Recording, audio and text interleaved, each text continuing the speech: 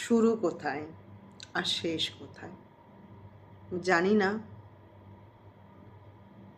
পথ শেষ কোথায়। তবে চলা যখন শুরু করেছি, শেষ তো নিশ্চয়ই আছে।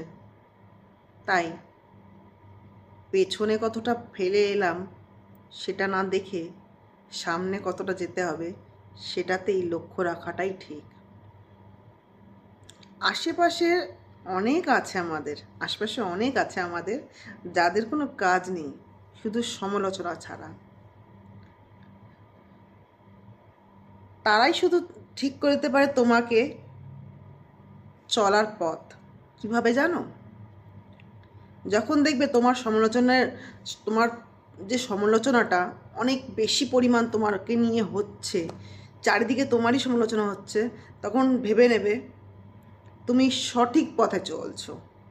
কেননা তুমি যখন সঠিক পথে চলবে না, তখন তোমার আশেপাশে যারা আছে না, তারা জ্বলে যাবে, একদম তেলে বেগুনে জ্বলবে।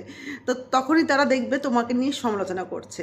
তো যখনই তোমাকে নিয়ে সমালোচনা হবে, তুমি তখন ধরেই নেবে, তুমি তখন নিশ্চিত কি তুমি সঠিক পথে চলছো, তোমার লক্ষ্য সঠিক। এগিয়ে যাও, জাস্ট এগিয়ে যাও, জাস্ট এগিয়ে যাও। যারা জ্বলে না, তাদের জ্বালানোটা খুব শান্তির। কেননা তারা যত জ্বলবে তোমার লক্ষ্যে তুমি তত তাড়াতাড়ি পৌঁছাবে। তো লক্ষ্যে পৌঁছে জাস্ট জ্বলতে দাও আর নিজের লক্ষ্যে পৌঁছে যাও। পেছনের দিকে একদম ঘুরে তাকাবে না। পেছনের দিকে যারা তাকায় ঘুরে, তাদের পতন নিশ্চিত। তো পেছনের দিকে তাকাবে না।